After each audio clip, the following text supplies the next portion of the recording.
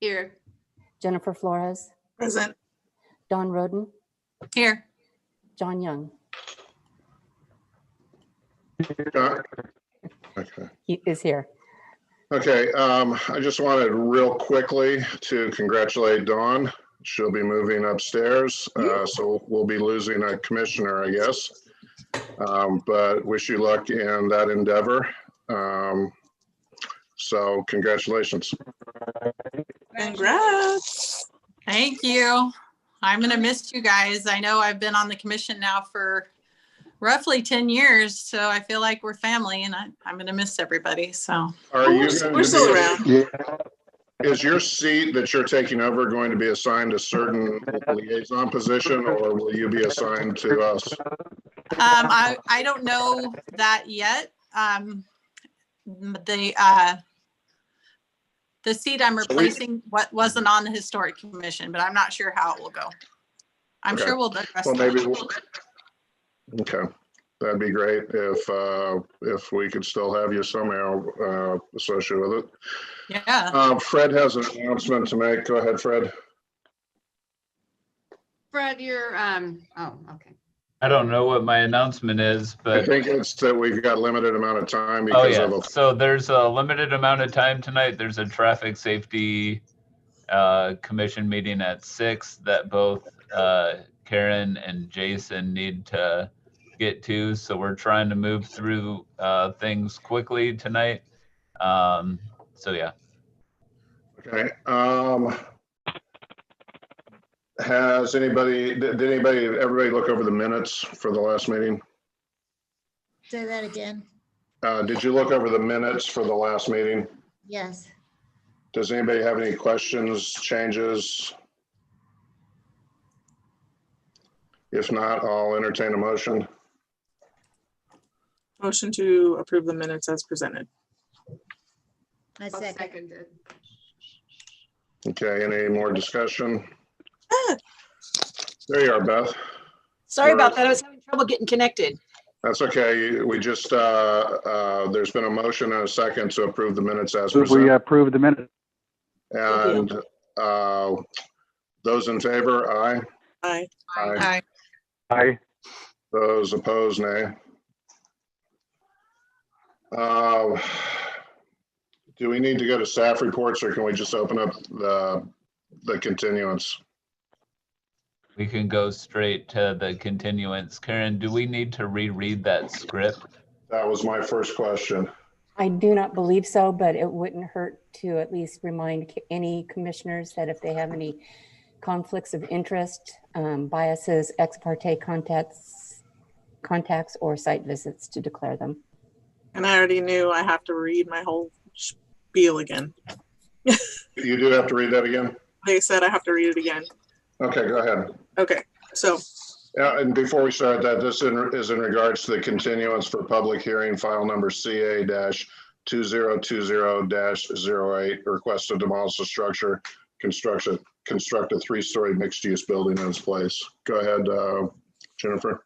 okay, so Ms. Roden's previous objection is noted. It's based on a presumption of bias, not conflict of interest.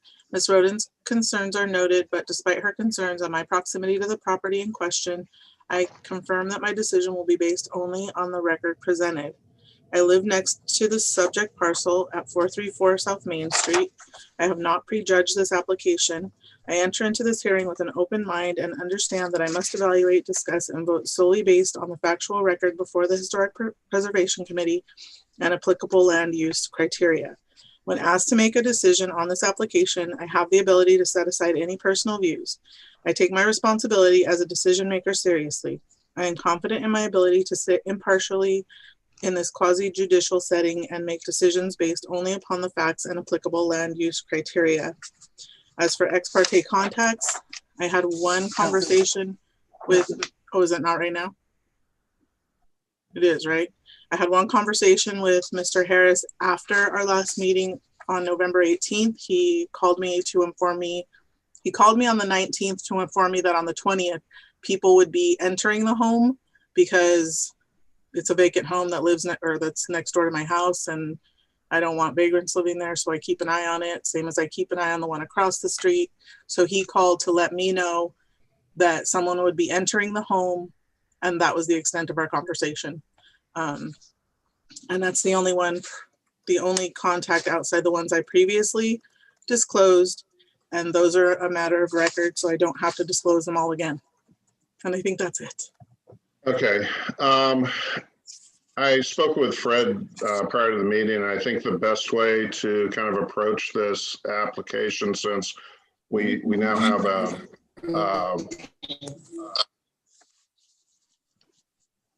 okay, did we lose somebody? Sorry, Oh, I'm here. I was had trouble on getting on my computer, so I was on my phone, and so now I'm off my phone and on my Okay. Okay. Well, Jennifer went blank there for a minute too when you were doing that. Okay, so we've got a lot of information, and the first application on the demolition, the applicant only needs to meet one of the criteria. Unless somebody has any objections, I would suggest approaching it one criteria at a time, because if we find that he qualifies under one criteria, we don't have to go into the other. Does anyone have a problem with that? Amen. Sounds good. Okay, and I think the criteria that we should hit first is actually the second one. So the second one, Fred, that's the economic. Yep, that's right. Yeah, the economic viability. I would request that both commissioners, applicants, and anybody else speaking be succinct in their comments, so we can get right to the heart of the matter. Mr. Harris, are you here? Yep, I'm here. Okay. Since there's so much information, do you want to go through all that information that in regards to the economic viability of the property, or do you want to just take some questions first and then present anything you think we might have missed? To try and make things quicker, I wrote down, I kind of laid it out so I could read it to you guys. Go right ahead then. All right. At the last meeting, you guys requested that I provide contractor estimates for the work it would take to restore the house. I provided 2 estimates from licensed contractors. These are contractors that I know of because I have seen them working on large-scale projects in the area. I was also able to find one contractor who specializes in lifting houses and replacing foundations. That contractor is Foundation King. They weren't able to make it to the house in time to give a formal estimate, but were comfortable in saying the cost for foundation would be roughly $60,000. That would include lifting and putting a new foundation under the house. Everybody I have had to the house, the engineer, architect, contractors, and the Independence building official agree that this restoration would basically be new construction, but with the added task of trying to preserve any parts of the building that could possibly be preserved. Both contractors felt that the cost to rebuild this house, preserving the elements that make it look historic, would be at least $200 per square foot. Both also added that unforeseen items could add to that. Jeff, the building official, agreed that these were reasonable statements. At 2,300 square feet, the cost to restore the house is going to be at least $460,000. I purchased the property for $180,000, bringing the total to $640,000. I've also provided a comparative market analysis showing sales of comparable homes in the area. I asked him to give me an analysis of 3-bedroom, 2-bath homes, assuming that my house was rebuilt. His recommended list price is $380,000. I think the best comparables listed are 814 South Main, which is the restored Craftsman a couple blocks down, and it's fronting Main Street. Originally, it was listed at $400,000, but sold for $370,000. And 386 Monmouth Street, which is very close in size and sits on a very large lot. This property has been listed at $395,000 for 2 months and is not under contract, so it hasn't sold at that price. I think these were the two most expensive comparables that he found, and I think they pretty well confirm his estimated list price of $380,000. His estimate for an additional lot, which could be achieved by a property line adjustment, was $47,000. However, I've reached a different conclusion. I actually know a little bit about one of those properties he listed, and it's not a direct comp to a lot, to this lot. Taking the average cost of a lot with stubbed out utilities quoted as being $85,000 by the building official, and subtracting $20,000 for the cost of installation and provisioning of utilities and costs associated with property line adjustment, I arrive at $65,000 for the lot with no utilities.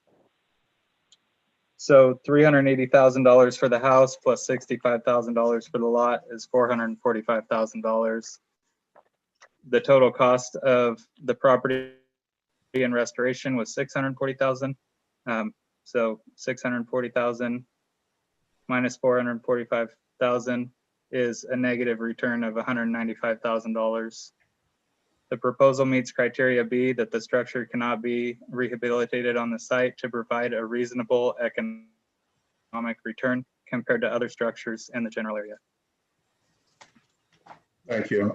Do any commissioners have any questions about the information that is in the packet that he's referring to and any of his comments?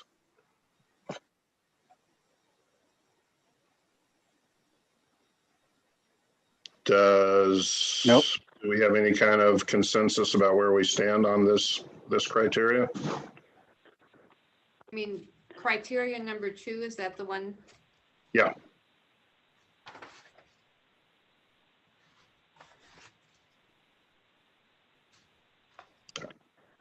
I think he's met the criteria. I think he's met the criteria. Okay, kind of a straw poll. If you think he's met the criteria, kind of raise your hand so we can see. My hand is raised even though you can't see it. It's gone. Well, we already commented. I think at this point, do we have to close this hearing to go we have to close this hearing, don't we? No, it's all part of one hearing. So what I would do is make a motion on this portion of the application, and then we can move on to the next. Okay, the chair will entertain a motion on this first application. Well, is that the motion to accept criterion 2? Would that be the motion? To grant a demolition permit based on criteria number 2. Okay, I'll make the motion. You'll have to make it. Okay. I'll second that. I make a motion that we accept the, what is it, the application? We grant an application for demolition. An application based on Can I criteria. pause real quick? Yes. Okay, just before I vote, I want to make sure that, did I need to reiterate my conflict again? Oh, that you. Karen? Oh. It No, probably it's wouldn't already in hurt, the record. but it was in the record before, but I will enter that you are. I just want to That make you sure, I just want to make sure I'm all legit before I vote. Okay, Sorry. go ahead. So we have a second to the motion. I second it. Oh, there you go. Okay, we have a motion. It's been seconded. Any discussion before we take a vote on it? Okay, all those in favor, aye. Aye. Any opposed? Any opposed? We recorded that as an aye, John. Any opposed? Nay. Okay, motion carries. We're gonna move into this second application, which I'd like to say that I actually have concerns about Commissioner Flores judging the second application, specifically based on a question regarding privacy screen in the last meeting. I think that comment right there kind of showed there's bias, not necessarily a direct conflict of interest, but I think it's very difficult no matter how, I think you truly believe that you're being unbiased, but I think a project that's going in next door, I know it would be impossible for me not to be biased. And I just wanted to note my objections to that. And I guess I should say that after some training I've been in, it appears that Ms. Flores, as long as she is concrete that she is not biased, that she has the right to participate in this. She does. I just wanted to state my objection for the record. Okay. Noted. So should we have a staff report on this, I guess? Sure, sounds good. So this proposal seeks to do a mixed-use building. The building would be 3 stories tall. Basically, I can show you. Let me try and share my screen. Let's see if I can do that.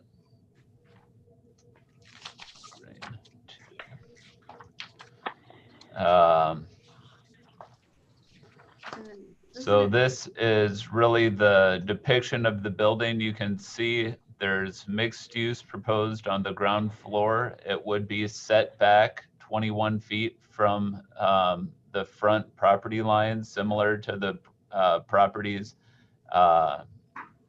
adjacent to it. It would be 3 stories tall. The 2 primary building volumes, which are this building volume here and this building volume here, are scaled similar to the houses to the next point. At the last meeting, Chair Tidmore asked specifically for what the height of the various components of the buildings were. The applicant did provide additional illustration of the height. Let me just explain this to you.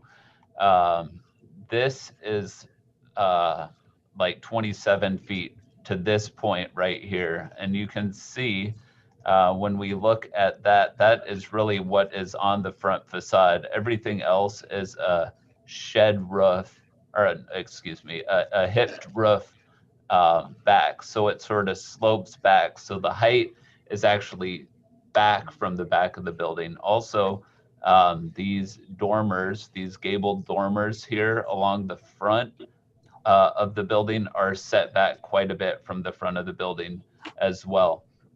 Now, how our code reads is that you and it's important that you design the front of the building to match the facades, the height and the scale of adjacent facades, but you can have additional height if it's set back more than 10 feet from the front of the building. This proposal meets that requirement. Also, I'll just point back this to out. the previous screen.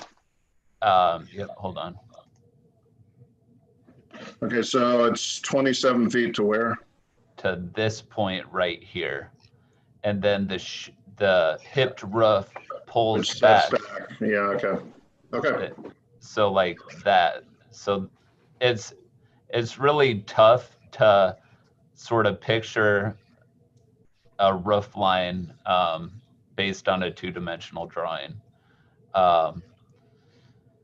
So it does step back. Also, you can see the tallest point is really in the center of the building. One thing that our code also says is it has to step down in height to the height of the neighboring buildings, and this proposal does that as well. It steps down in height to a similar height as the house to the north. Now, another thing that the proposal does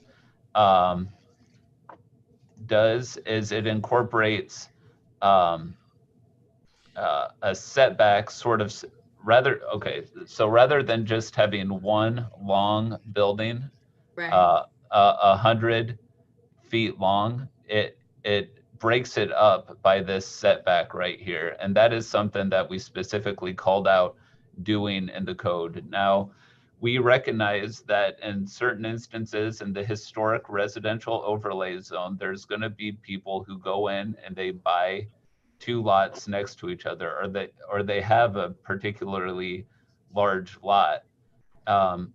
What our code sort of, what we designed it to do was to allow people to go in and do a larger building, so long as sort of it kept the rhythm of the street. And so this proposal does that effectively too. These are 2 66-foot wide lots.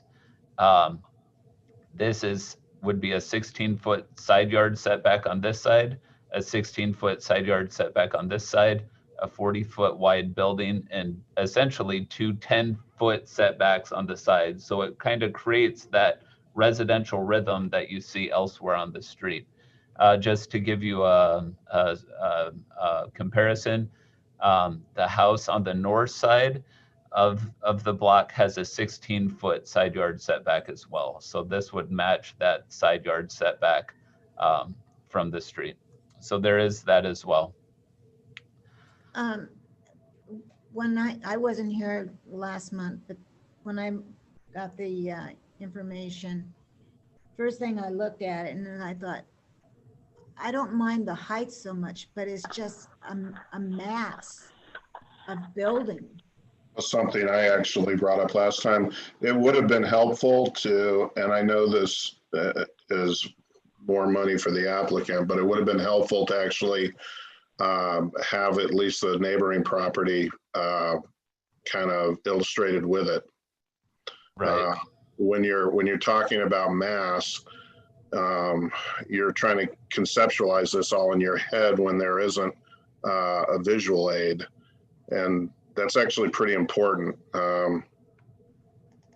Right.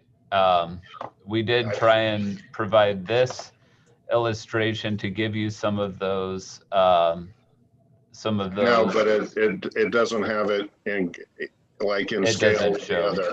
It doesn't show in scale, so it's really hard to get a sense of mass. I agree. You're correct on that it meets the code requirements as far as height, setback, articulation, all that. But there is that one part of the code that talks about the mass of the structure. Right. And so in that portion of the code, let me get to it in my staff report. Fred, Yeah. Could you split your screen? In other words, show this, which is what I see as attachment 6 on one side, and show the picture that we were just looking at on the other screen. They won't be to the same scale. I get it. But okay. Could you do that, do you think? I mean, I don't know if I can. I mean, I can sure. Oh, okay. Well, yeah, okay. Because it's 434, isn't it? That's the north side, isn't it? Right, exactly. Yes, it is. Okay, so 430. Okay, all right. So I mean, I know it's not perfect or anything like that, but I mean, this is. But yeah, you're right, and when you look at it side by side now, it's even more so of a big massive building. And just to go on with that is when we did this code, in my heart of heart, I thought we were doing it to preserve the historic area and the looks of the historic area. And I can't see how, and I feel that the word articulation is supposed to be fancy, as if we're not supposed to see this huge mass structure, but we do see this huge mass structure. And is this what we want in our historic area? Because the mass of this is huge. And so you can try to change the mass of it by putting in this word articulated, and things are kind of scaled back. But this is ginormous in the way we enter our town and what's going to be seen in our town. So but there's businesses in front, and there are no businesses right now on that block. If there are businesses, could we hear a little bit about maybe the idea of what these businesses are hopefully. I don't think that, I think that's a rabbit hole that even we shouldn't go down, because it's not really the use of the building, as long as it is to code isn't our Right. concern. It's simply does it meet the code for construction? Fred, you were going to address the comments on mass, which I have the same. I think that you've met the project meets the articulation standards to give it that kind of separate look. I'm just, when it's taking the overall, and I think that the step down in height requirements match, it's just such a massive structure that I'm concerned. I haven't decided one way or the other, but I have real concerns there. And one thing to note, where just in future applications, I don't think it's really important in this one, but you actually have, this building faces 2 streets. So you have to look at the mass compared to neighboring properties. In this case, there is no neighboring property, and chances are the one to the south will end up being a fairly massive structure when they do develop that lot. So I don't think that's a concern for this, but going forward, just keep that in mind, that when it's on a corner property, we need to be looking at how that lines up with other properties. And this one, it's moot. But go ahead and try to address Commissioner Roden and my concerns about. So there's two specific criteria there. So the is B that I'm looking at. The structure is of similar mass, scale, and mass, size, and scale of surrounding buildings. And then it talks about scale, mass, and proportion. That's one. I'm on page 20 of your packet. It says the building includes projections and building articulation that breaks the mass of the building into smaller components. If a proposal attempts to create a larger structure than is found within the surrounding residential area, the building creates distinct building masses that are similar in scale to the neighboring single-family homes. Now, I would argue that this application does that. It includes, it breaks the mass into a number of various forms. It does that through things, I'm gonna make this big again, through things like these Gable Dormers, right? It hides the height of the 3rd floor and the roof itself too. These essentially feel like 2-story buildings right here with a hipped roof, right? When we look at this, what's the total height of the structure? This is 35 and 3/4 feet. And neighboring homes are 30 and 31, you say? It's to this peak right here, they're 27. I understand that. I'm just trying to get a sense of general mass. And since we don't have a side-by-side image, I'm just trying to get it straight in my head. So how tall are the neighboring structures are 30 and 31? You're gonna essentially see Jennifer's would be like something like this right here, right? Well, it's going to be a similar height to this peak right here. Well, hers is a few feet higher, isn't it? No, it's going to be right at that point. What's her address? 434. 434. Is this? Oh, I'm looking at width. I'm sorry, 26 feet. Okay. Yeah. Yeah. So the absolute highest peak of the structure is approximately 35, and what did we say hers was, about 26, 27? It's 27 and some change. Okay, so we're talking about 8 more feet. I'm not talking about in the height requirement. I'm just trying to get it straight in my head for general mass, since we don't have those illustrated next to it. Right, and I will just point out this as well. So it achieves that height on this side.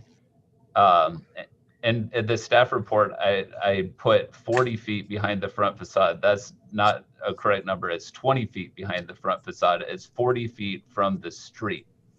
So let me ask another question, which I'm sure you've given us the facts. If we could add it up, but what's going to be the distance between the proposed structure and the next home? It is there. I want to, let me pull that back up. So the side, it's going to be, you can see I put 41 feet. Yeah, approximately, let's say, I want to say 42 feet, but I'm measuring this from Google Earth, and taking the assessor's data and trying to figure out exactly what it is. So it's going to be at least 40 feet. Okay. Now, yeah.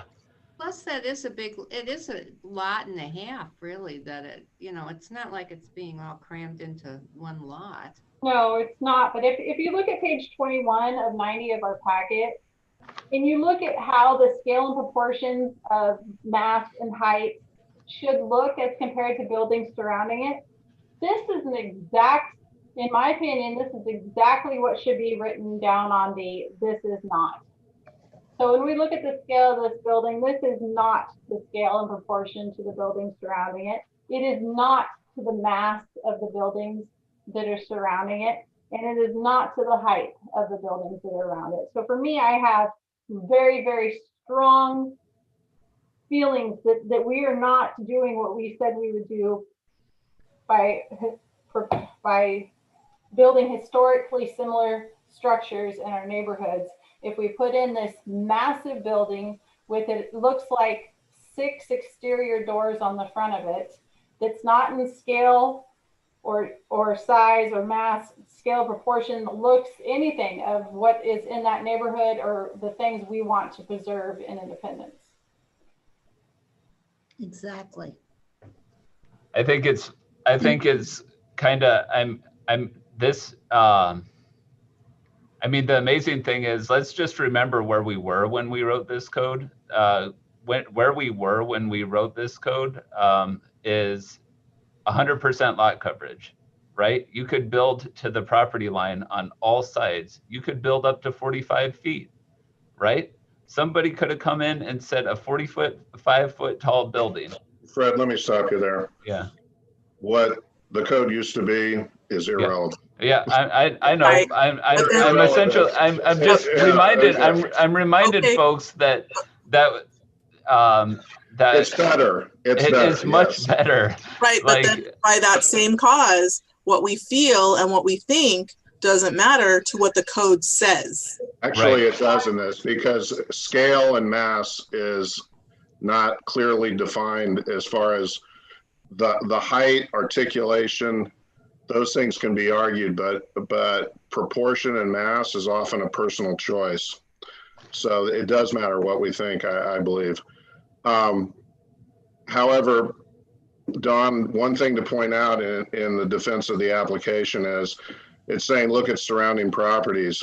The property to the south, what do you think is going to be developed there? Can you show me the property you're referring to? It's the vacant lot across from the city hall. Oh, I've spoken to people in town. I know what is planned for there. Do you want to know? Sure. Yeah. So what I was told was that like a nursing convalescent type home was going to be built there. That's still in the historic district? But I mean, What I'm saying is there's probably going to be a massive building to the south of it. Yep. Okay. In other words, it probably won't be a single family home. Right next to Henry Hill's house, that one's going. Yeah, So- and I'm not arguing. I understand that the new policy that takes place where we have to have multi-unit structures on single lots. I understand that. I'm not arguing that. I'm all for having a duplex or a triplex here, but this is a massive scaled building. It's massive, and to come in here and say that this is okay, it goes against, for me, what I said I would do on the historic commission. So regardless of what they do south down the street, if I don't set this precedence now with this building here, then I'm on a slippery slope with what we were going to do on the historic commission. And that's not what we said we would do. What we said we'd do is follow the guidelines on page 21. And this building here falls into this, not this category of what we're doing. And that's just my opinion. So I would argue that, I mean, so it does create distinct building masses. They are similar to in scale to the neighboring single family homes, right? These are the distinct building masses. 1, 2, right? Right. But what Dawn and I have both said is we're not faulting that conclusion. We're faulting the overall mass of the building. I mean, It just looks big and bulky. I think part of the reason that it looks big and bulky is because we're looking at it from this exact front, right? When you look at it from an angle, which the vast majority of people will look at this, you will see it's not, a lot of the height is going to be hidden, right? And things like the roof. Fred, it's not the height that we're having. Not the height. What the problem, Actually, it's the height. It's the combination of the height. It's the height and the width, which makes I don't think there's a problem with the height. I don't think there's a problem with the width. I think there might be a problem with the combination of it creating this massive mass. It's a mass. And what Kurt said earlier, and I know that he said that this isn't something we necessarily need to take into account here, but this building goes really pretty far back in that lot, and then there's a parking lot behind it. So we're not even looking at, you know, this is really taking up approximately 1/4 of a 4-square block. So I mean, for this neighborhood, for this area, this is a massive structure. Can you pull up that Google aerial view? Fred, if you look at page 21, it says exactly, avoid single monolith forms that are not relieved by variations in mass. And they've done that. They've absolutely done that. It is relieved by variations in mass. It has all sorts of things to break up the scale in various ways, including the porch, the multiple roof shapes, the Gable dormers. All of that stuff breaks up mass, right? The setback here that breaks up mass. Yeah, it's not a cement, building, and it's not. And it doesn't look like the Civic Center. That's, I think, what we're trying to avoid is something like the Civic Center. Exactly. Here in the historic district or on a historic block. To get an idea on looking at this map that you pulled up, the scale of this thing, can you approximately point to where the front and the back of the structure would be? Oh, shoot, on this. We know where the front would be. It's going to line up with the other two houses. I probably couldn't do it based on that map. Or something similar where we can look at it above and see I think that will give us a better sense of proportion too. Shoot, that would have been one of those things that would have been great for you guys to ask me. I didn't think of it until just now when you pulled up that map. I'm sorry. But you can still basically see it. I mean, we can approximately 15 feet on each side, and then it goes nearly all the way back to the alley. Well, that's what I was asking. How far back is it going to go? And so, and this is a question I should probably know the answer to, but since he's looking, I'll ask this question. The scale and proportion and articulation, because we're going to be seeing the whole back of the house from the road, that matters not. Oh, yeah. Because when you drive down that road, you're going to see the whole back of the house. And that is a massive, there is no articulation in the back. That is a massive block from the back. For the people whose houses are perpendicular to this property, because that's the way things go, they're going to just see this giant block, just like the Civic Center from behind. Isn't it a vacant lot behind it? It's a vacant lot behind it. Well, this lot behind it here is where the parking lot's going to be, but then these people back here have homes. No, it's a vacant lot The behind it. first one is just a garage. It's a vacant lot. And then the next one, because that's an alley back there, it's Right. garages. And then the green roofed one is a business. So I can't remember the depth. Yeah, I'm just And curious across the street, then it's a vacant lot right now. Yes. So people are not going to be able to see, there's nobody living there to look at it. we're most likely going to end up with a commercial structure in that large lot to the south of it. I mean, I don't see anybody being able to buy it for single family development. But the Historic Commission, we are on the left-hand side of the street. So what happens on the right-hand side of the street doesn't fall into the same. I know, but I'm just saying, I mean, when we're talking about surrounding properties. It doesn't distinguish whether the surrounding properties are historic properties or not. No, but it should distinguish properties that exist and not speculation. So I will show you this too. This is in your packets from last time to show you the extent of the project. This depth, you'll note in the packet, it said that it might go back. To the alley. No, not to the alley, but an Alley's way additional over 10 there. or 20 feet, right? But again, the vast majority, and you'll see that I noted this in your staff report. It felt like this was fine because the vast majority of your standards relate to the front of the building. See, now looking at it from above like this, I think it might be in proportion, the masses might be in proportion, but if you start adding 10, 20 feet in depth, you're starting to, then okay, how you said you're looking at things from an angle. Can you imagine looking at the building like at the corner if it's another 20 feet deeper?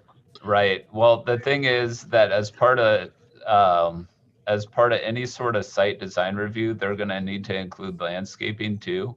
So we're thinking about this in terms of just building right now. Landscaping and stuff will help break scale, or Yeah, but landscaping helps break scales of buildings too. That's an option for the builder. Yeah. Well, I mean, and we do have landscaping requirements that they'll be required to meet. Well, how would you think that those requirements will break up the mass of the building? Right. I mean, you're exactly right. At this point, the trees aren't going to be quite big enough to break up the mass of a building, but eventually, yeah, totally. And Hey, Fred, yeah, will you go back to Google Earth yeah, and show the farthest north house on the block? Because that's the next intersection up. right. And if you jump to Street View, look how deep that house is. Well, I mean, and that's the thing. I was driving through Edwards Edition in in Monmouth. I'm like, man, some of those houses in Edwards Edition, which are single family residences, are so massive. A single family residence can be very massive too, right? Right. That That one, yeah. So is the application for what you just showed us or for 10 or 20 feet more? You'll remember in the staff report, it says that that what I recommended for a condition is that that when site design review is applied for, the application gets brought back to you folks to make sure that it is consistent with your approval to essentially comment on the site design review. Because again, part of the thing that we're dealing with here is we have 3 different approvals that he has to go through. Demolition, Which he's done, so that's right, no longer consideration. And then historic preservation, and then site design review. If the site design review application came in and it was completely different, you folks could then comment and say, you know what, this absolutely needs to come back to us for a public hearing. Let me ask you something. Why can't, is there a problem that well, actually, this is a question for Mr. Harris. Do you not know how deep you want to make your building, or, well, I mean, it seems like you should have a pretty good handle on the depth at this point. Yeah, we have a decent handle on it. We've gotten quite a ways on the Okay, so architectural part. and does the depth what it is, what you presented there? yeah, so what we were gonna do is, you know, because we saw that we have the opportunity possibly to remove a couple of parking spaces because we have so many parking spaces behind the building. But we haven't moved forward with that at all because we wanted to hear if you guys were gonna give us some kind of nod to move forward with the design of the building. So we were looking for your guys' comments before we spent more time on architect. Right. Just my personal feelings, I think when we look at that plat from above, it starts to come into focus, the actual scale of the property. But if we were start to add on to that right there, if we started to add 10, 15, 20 feet, I think it's looking at this and considering the other properties, I think that this proposal that we're looking at right now fits with the code. It may not be what we Like. prefer or would pick out ourselves, but I think that fits with the code. I think extending it 10, 15, 20 feet starts to go into uncharted territory that I'm not comfortable with. And I disagree. I think this as is, goes against our code. And then just the fact that there's an option that they may change the plans and then we're, you know, but we're not. Well, we don't have to give them that option in a approval. Right. Right, I think Fred, what you were saying is that if I change the building, they're gonna be able to look at it again, right? That's exactly right. That's what the proposed criteria. You'll note the let me find it in the staff report here. Mr. Harris, while Fred's looking at this, whatever he's looking for, is there any way that you could almost make this 2 buildings? No, we can't. No, that's not our, And that's not go ahead, Fred. economically probably, but Again, with the land use proposal, and I should have said this earlier, I'm sorry. You folks are acting as judges and you are evaluating the proposal before you based on the merits of the proposal before you. So based on that, I mean, we take what he submits and we try and evaluate what he submits based on our code, right? That's how it works. Right. So we're evaluating what's in front of us, not something 10 or 20 feet deeper. Right. Right. Well, but we've Right. changed it.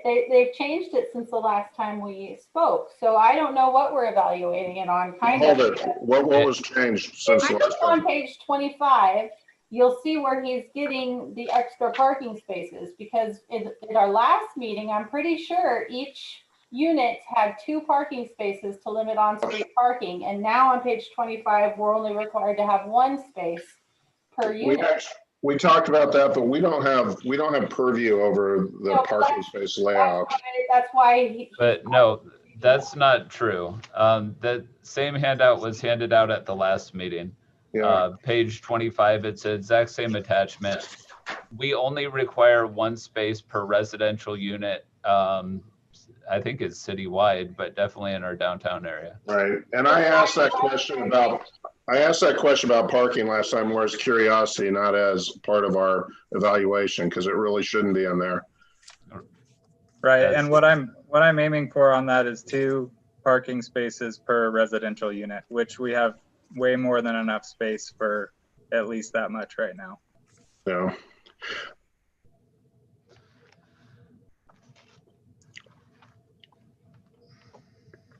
So are there any other questions for Mr. Harris on this structure? Can I just comment? Absolutely. Go ahead, Mr. Harris. This is kind of, I'm having trouble with this.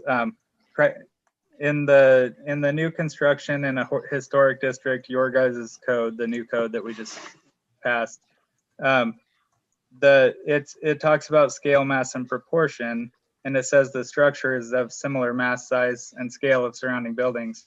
But then it goes on. So I feel like the purpose of the code is so that everybody can follow it. This is what I had to follow, and that's why the building looks the way it does, is because I followed all of the things down. So then you go into subsections, and it talks about Setbacks. Glad you muted yourself again. Sorry about that. So then, breaks it up into sections, scale, mass, and proportion, and it gives very specific criteria, which is what I was having to follow to design the building. That's really how I ended up with this design. And so I meet each part, the scale, the height. Mass and proportion is not an exact science.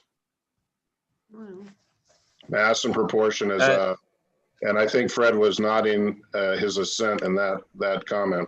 It is not an exact science, but again, you know what? I feel like, I mean, I understand. Yeah, It's okay. basically Mr. Harris's opinion is that it does meet the mass and proportion requirements. I kind of think it does, looking at now, taking a look at it from a top view. I certainly wouldn't feel that way if it got any deeper. But there's a bunch of different opinions here. Why don't we just go through the list of commissioners real quick to get kind of a quick little feedback and see where we're at. Dawn, I think you've kind of made it clear you're pretty much opposed. John, what are your thoughts on it? I would approve it. It fits. Okay, and Rebecca No. and Beth, I would approve it. and I would tend to vote to approve it. And Jennifer? I would approve it. Okay, I think right now it's just going to be a lot of everybody's just digging in deeper. I think we all pretty much have come to our conclusions. We're only approving what's in front of us, not a building that might be 10 or 20 feet deeper, which I don't think would get the same responses around the table as this application. So the chair's willing to entertain a motion. Okay, so we make a motion. Okay, I'll move that we approve. This is, I'm making a motion that we approve the application stands. Do we have a second? Second. Okay, is there any other relevant discussion that we all haven't gone through probably 100 times each ourselves already? I just want to make sure. So Mr. Young moved to approve the application with staff recommendation. He moved to approve it based on the proposal that was provided by Mr. Harris. Thank you. Correct. Okay, and we had a second. Okay, all those in favor. Can you go to full screen so we can get a show of hands with this, because it'll be easier for Karen to record the results. All those in favor, raise your hands. So that's Tidmore. And John has his up. So that's 4. Young. 5 with John. And Flores and Devane. Okay. Yeah, you didn't ask me before. Okay. And nays then? I'm sorry, I forgot. I'm trying to go through memory. And the faces weren't in front of me. So I have as nays Tidmore, Naquette, Young, Flores, Devane. Those are yays. Yes. A's. Yeah. Okay. Those opposed, raise your hands. Roden and Barry. Okay. Okay, thanks for your time, Mr. Harris, and I wish you luck with your project. Keep in mind all the comments that we had, and I hope you address them when you do your landscaping plans and everything else. Definitely. Appreciate your guys' time. Thank you. Okay. So the next item on the agenda is, what's that about that house next to the Stonehenge, Fred? What's that? Oh, yeah. So we were going to have a public hearing about the house next to Stonehenge. That has been postponed until another date. We're looking for some more information about it at this point. It looked like things were going to be fine, but then it took a little bit of time to get some additional information. And we're just Okay. gonna need to postpone. Can you address the historic tree item fairly quickly? I sure hope so. So anyways, in your last packet, we had, we've been going through and we've been trying to classify all the historic trees in town. We think that we essentially did it. It's been Ann, John, and I. We think that we've actually achieved a list that makes sense. I'll show you that list real quick. Let me see if I can get to it. All right. This is John. There was one thing on here that didn't get deleted. Oh yeah, what one's that? On that last list, the 97 pines across from the bridge on Main Street. Oh, you want me to delete it altogether, huh? Yeah, there's just no 97 pines. Yeah. Okay. Okay. I think that sounds good. Let me share this with you. So we have essentially gone through this list, right? You'll remember that we started going through it and we tried to identify where each of these are. We actually listed places that are called like Tony Nunez property to actually define where that's at rather than just saying Tony Nunez property, or instead of just back of the old Beaver Hotel, we said 104 South Main to actually get those. We took that list, everything that we could find, we tweaked where some of these were, and then essentially what we did too was we tried to take a picture of all of them so we could actually understand where these trees are and all of this sort of stuff. This is apparently a Japanese pagoda tree. Isn't that a beautiful tree? That's like one of my favorite trees in town. John figured that out. Anything Beautiful. that you'd like to say about that tree, John? No. Okay. So anyways, we essentially have like a good sort of list of where these are at.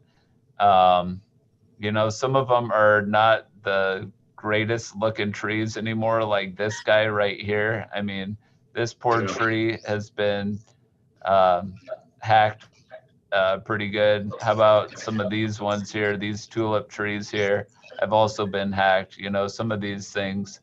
So essentially we have a list now. And are you wanting us to take some sort of action on it? You know, essentially what I think we're going to do is just sort of an assent that this is how we're going to regulate, or I mean, this is a list of trees for us to use from here on out. I think that would be just a good sort of like, just kind of a consensus. Does any commissioner feel opposed to the list that's been presented? Can you go back to full screen? I think, go ahead, Dawn. Do we have the right to add to this list if for some reason we missed a tree? Do we have the option, or is this is just it? I honestly don't think that we missed a tree. Like, I feel like I've been out there so many times, like trying to find these trees. And Saw even him and just, that assistant out there many times around town looking for all the trees. and Yeah. you know, certain things, I mean, John and Ann and I actually went out to sites and that were like particularly difficult, and like, where is this tree, or what is this tree? What am I looking at? And so I feel like the major questions that were there have been addressed. And we By really, my house, I don't see it on here. but we really can't ask people. It's not like we can go knock on their door at this point with masks on and say, hi. I mean, Yeah. you know, we're kind of constrained at this particular point because I don't know, Fred, do we have any, I mean, we have a list, yes, but can we say, Let's say we tentatively accept the list, and if we find that there's been an error, we can revisit it. We're not making any formal decision here. no. So Fred's just asking, how does it look? I think it looks pretty good. Yeah. If he's missed anything, which I doubt very seriously with the amount of time they spent on it, that they missed anything. What about the tree on the corner of 7th and C Street? Does that not qualify? It's a big leaf maple. I don't think it was on the original list. I know exactly what tree you're talking about. It might be there. 7th and C. What is the address? Do you know? I don't. I think it's there. As a matter of fact, I'll show it to you. Maybe I'm missing it. 7th and C. 7th and C. That sounds like one of the ones. There it is, right there. Oh, I see it. Yep. Okay. I'm Yeah, sorry. I really think the list is as comprehensive as it's going to get. They spent a lot of time last year on this. Yeah, it's true. And then we also have a map associated with it. I'll just show it to you. I kind of tweaked it a little bit, but also just one cool thing about this map is we actually identified if it was in city right away or not. So we know if it's a city tree or a, You think that you're showing us the map right now, Fred? Because you're not. oh, I must have flipped through it really quick. I'm sorry. Well, you're not sharing your screen, so we can't see. Yeah, it. remember? Oh, really? Oh, yeah, that's right. I'm sorry. Thank you, Jennifer. I would hate to teach like this. No comments. There it is. I'm sorry. Oh, that's okay. Oh, And so you didn't actually see the tree when I found it, huh? I'm sorry. There it is. That's the tree. yep, there it is. So anyways, but we specifically called out if it was in the right of way or not. So this this tan backing dot right here, those are city right of way trees. So it's just, or wait, no, the green dot is the right of way trees. So then we know if it's in like a planter strip or not. So I don't know. That seems like a good thing to know. Yeah. Yeah, I Okay, think so too. we're pressing the kind of time limits here, so if everybody can prepare with the next meeting. What about this next item on the agenda, ordinary repair and maintenance? Yeah, Exemption. perfect. So I've got a question for you. So I think I know the answer, but I just want your perspective as well. All right, I'm going to share my screen one more time. All right. So in the code right now, there's exemptions, right? One of the exemptions is the ordinary repair and maintenance of historic resources when such action does not involve a change in design, materials, or appearance. Okay, this is in regards to, Well, just the applicability of whether we have jurisdiction. Okay, go ahead. right, this is the applicability of when a review happens or not. And so, so we have a project that is trying to replace windows that are pretty distinctive. Oh, in the church? Yeah, it's at the church. And so at the Right. church, they're asking the specific question, we want to replace these windows with wood windows. Is that subject to review or not? If they change the design or appearance, yes. If It they change a design or appearance, it is. Now, let me ask you, if they, because right now they have the sort of wavy yellow glass windows in the panes. They're very distinctive, right? But there's also panes that are missing. So to redo them, they're going to need to likely get some salvaged glass, right, to try and put in there. Now, if they do their, like, to what degree is with the same materials, like say they got pretty close with a yellow wavy glass, but it was, I mean, I guess that's my question for you is, at what point is it not that's one of those materials? That's one of those personal, that's one of those things that's going to vary with each commissioner. It's just like each batch of glass vary. That's why you have different shades of yellow and different degrees of wavy in old wavy glass. Yeah, but right. to find old wavy glass right now is going to be really expensive. It might be like if they're going to replace it with textured instead of just irregular glass, then that's a problem, possibly. I mean, the thing for them to do is explore their options and come to us with what they think works. I mean, if they're changing the design or the appearance or the materials, they've got to bring it to us. And I think that, you know, kind of everyone here, how we stand on things, whether you think it'll fly or not. Brad, So, if you check with Mike Carnes, yeah. He's not feeling well these days. I don't know if anybody's talked to him lately. Oh, no. He just got out of the hospital recently. I bumped into him. He takes a short walk down by the dog park with Gail. But he's had some issues, and I don't think we should be pressing Mike for anything right now. Okay, because he's the guru when it comes to windows. Yeah. Replacement. And also, isn't the thing too that they don't have very much money, Fred?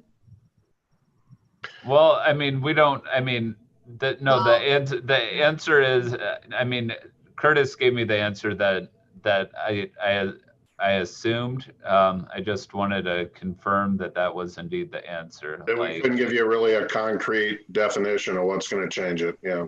Well, I mean, yeah, and you know, like that's sort of like what I've told them. It's like, you know what, I almost don't feel comfortable saying that it's not a change in design, materials, or appearance. If it's like even remotely close, it might be a little different. It's like I honestly don't know. So yeah, I mean, they know what options are available. They know what they want to try to do. Bring it to us. I mean, they're trying to get you to say, yeah, I'll do this, and then when they do it, say, oh, but you said I could do this. No, they're not trying to do that. I just want to know how to process a permit when it's human nature. I'm not saying they're doing anything. I'm not saying they're doing anything like there's malicious intent. I'm just saying that's human nature. You don't like to waste time. You like to say, hey, can we go down this route? All right. Yeah. The guy has been really super good to work with. I mean, it's just a matter of like, I want to know when it does come, what I'm supposed to do with it. The thing, you probably heard some rumors about me going kind of off on the previous liaison because of work that was done on that church, and that may make you a little leery, but that one was an obvious both material, style, and design change. It's not a mistake that I anticipate you ever making.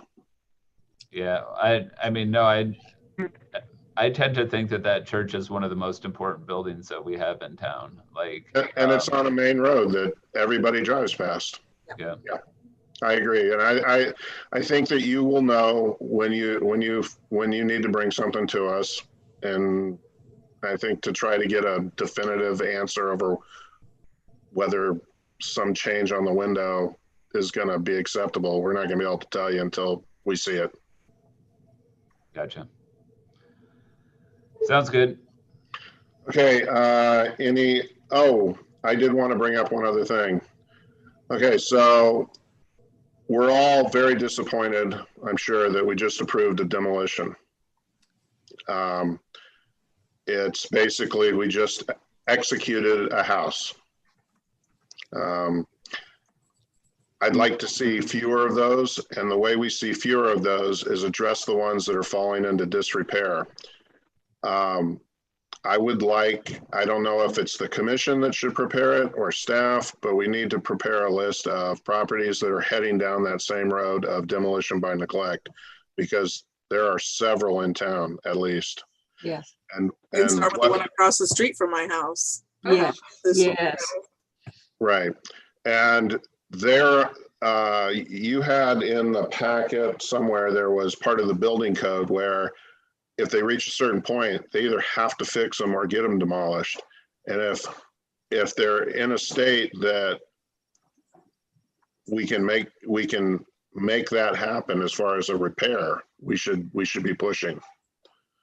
And I get to city council, I have some ideas that I talked to the city manager about to try to help people in our community with, to kind of get over the hump of fixing up their properties. And I have a real desire to try to help people with that. And so hopefully we can still work together and try to save these assets. And I think those instances are definitely the case in some of the cases, but there are also cases where people just figure, I'll let it rot and one day I'll tear it down and sell it as a vacant lot. And they don't care one way or the other whether that building's, whether the structure stands or not.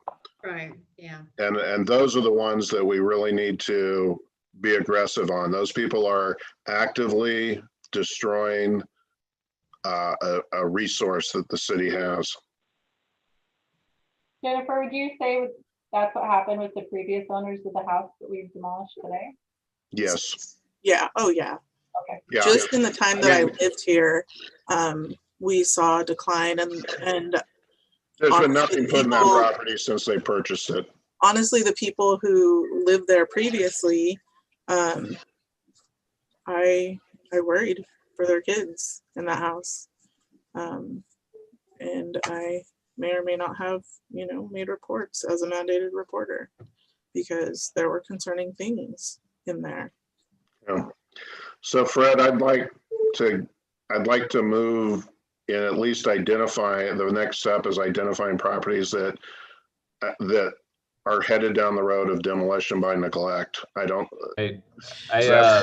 mean, we sort of had a conversation about something like that last week. And so, I mean, I entirely agree with you, Curtis.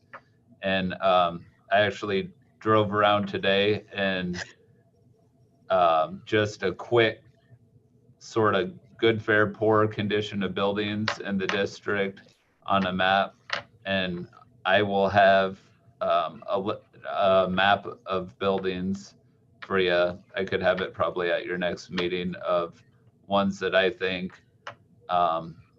could stand to have some additional maintenance. And everybody on their own between now and next meeting should make a little note of ones that you know of, because we all live in different parts of town. So we see different things on a regular basis. And if they're in the historic district and they're a historic resource, we should have that list to compare with what Fred comes up with. And then maybe we can develop a plan of action for those properties. I have a question. Mm-hmm. Is the one that there's one that's on the side of the river and it's got like in the entryway, it's got like this, it looks like the pole that holds the little roof that goes over the porch. Yeah, I feel like that is dangerous. Yeah. It's going to fall any day on somebody. And that's an easy fix. That's nothing major. They have a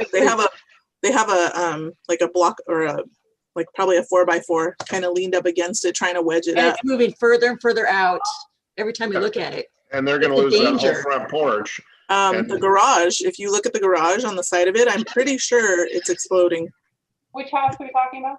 The one across the street from my house, 414, I think it is. Oh, I'm thinking about one that's further down Main Street on the same side of the street I use. Said on There's the Riverside, so I thought she meant the one across. Oh, okay, yeah, I'm sorry, she did say Riverside.